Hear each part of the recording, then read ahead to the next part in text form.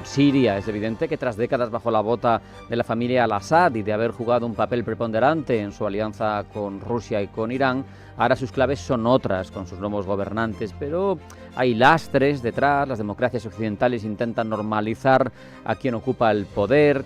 Es difícil todo ello, lo charlamos ya, lo hablamos con Rafael Borgoñoz, que es autor del documento del Instituto Español de Estudios Estratégicos, Implicaciones geopolíticas y estratégicas del cambio de régimen en Siria, y es analista internacional. Rafael, bienvenido, buenas tardes.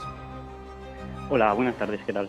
Sabemos que HTS fue durante años considerado un grupo terrorista vinculado a Al-Qaeda, que hasta justo antes de que ocupara el poder se ofrecían 10 millones de dólares por la cabeza de quien está ahora de presidente del país. ¿Cómo se justifica desde Occidente? ¿Qué ha cambiado para que hoy reciba reconocimiento, acercamiento diplomático por parte de Estados Unidos, de la Unión Europea? Porque da una sensación de falta de solidez, de principios por parte de Occidente. Sí, totalmente. Occidente con este movimiento lo que busca es un blanqueamiento de un grupo claramente de ideología yihadista y salafista, clasificado como grupo terrorista por el Consejo de Seguridad de Naciones Unidas o la propia Unión Europea hasta el propio 8 de diciembre de 2024, cuando toman el poder en el país. Este blanqueamiento persigue porque es un régimen inestable. Las fracturas sectarias vuelven a resurgir, los atentados terroristas vuelven a ser una amenaza, y entonces se presenta como un escenario de pugna geopolítica donde el país sería fácilmente instrumentalizable, y es algo que intentan ya no solo la Unión Europea con un doble rasero en la aplicación del derecho internacional, sino potencias más pragmáticas o asertivas, como puede ser Turquía o el caso de Israel o Irán. Sabemos que históricamente, bajo el régimen de la familia al-Assad, Siria era un bastión, por un lado, de Rusia, que tiene incluso bases en ese país, como de Irán, que se supone que a sus proxies Hezbollah, Hamas, les hacía llegar material militar a través de Siria. Con la realidad que tenemos ahora mismo, ¿qué impacto tiene en los intereses de esos países, de Irán, de Rusia? ¿Van a intentar influir de nuevo? Porque ahora mismo, como proxy iraní y como aliado de Rusia, el papel es un poco indeterminado. No sabemos cómo va a intensificarse o no esa relación de nuevo. Pues sí, tanto Rusia como Irán son los que más han sufrido un golpe a sus ambiciones estratégicas.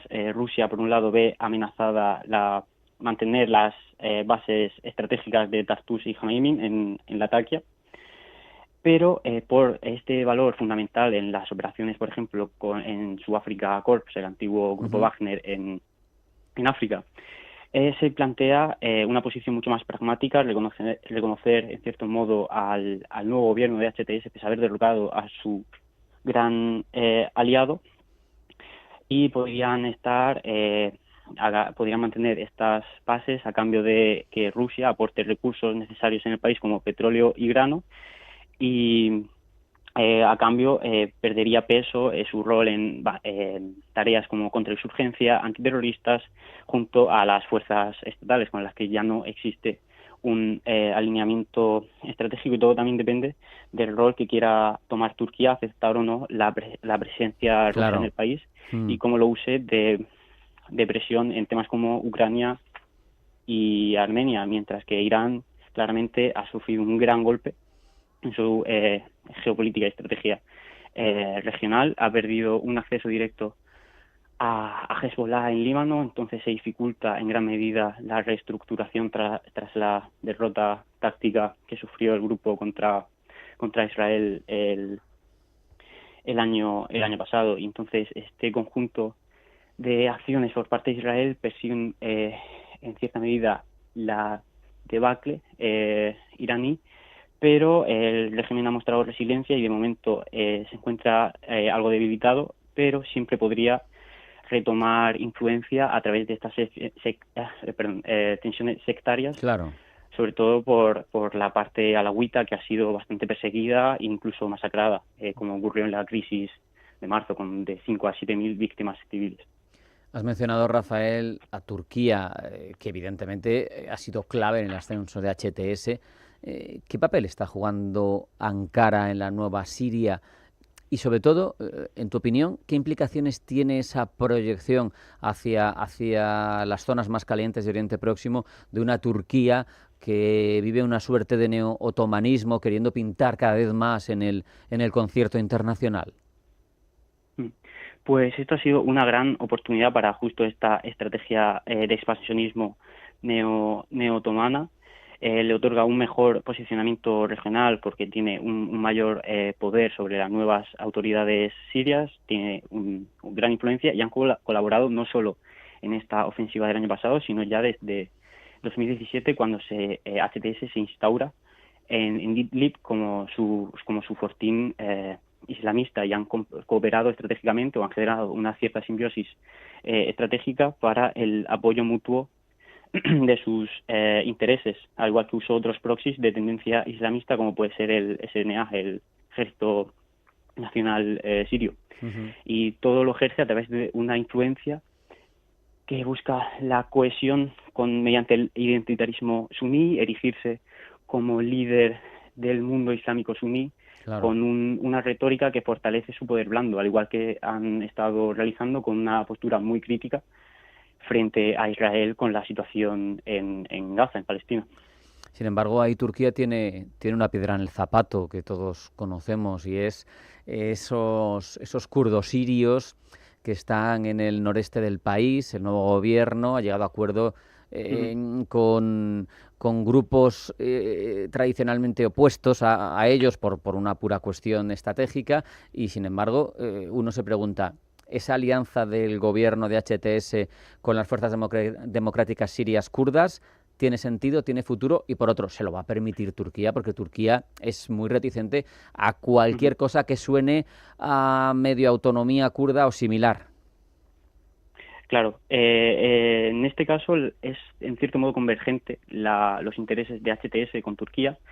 Lo que buscan sería una autoridad central basada en Damasco bajo el control de HTS sobre la totalidad del territorio sirio, pero ante las capacidades militares y la inestabilidad en el país, pues HTS ofreció este acuerdo a los kurdos, pero los cuales se encontraban en una posición muy debilitada ante la posible retirada total de tropas estadounidenses, que eran su principal defensor, su principal aliado, podrían verse a merced tanto de Damasco como de Ankara. Entonces, ante esta posibilidad, por lo menos en el corto o medio plazo, han preferido aceptar esta especie de integración en el aparato estatal y la integración de las fuerzas democráticas sirias bajo el mando del nuevo Ministerio de Defensa, pero ante la inestabilidad del régimen y lo cambiante que está el panorama, quizás no sea una alianza que perdure mucho.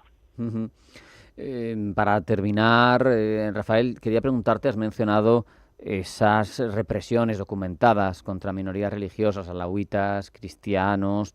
Entonces, la conclusión, la última pregunta que te haría es si se puede hablar a día de hoy de un gobierno legítimo en Siria cuando el gobierno ha surgido de una lucha armada, no de un proceso democrático, y cuando las elecciones se han pospuesto y además hay un trato no precisamente exquisito con las minorías religiosas.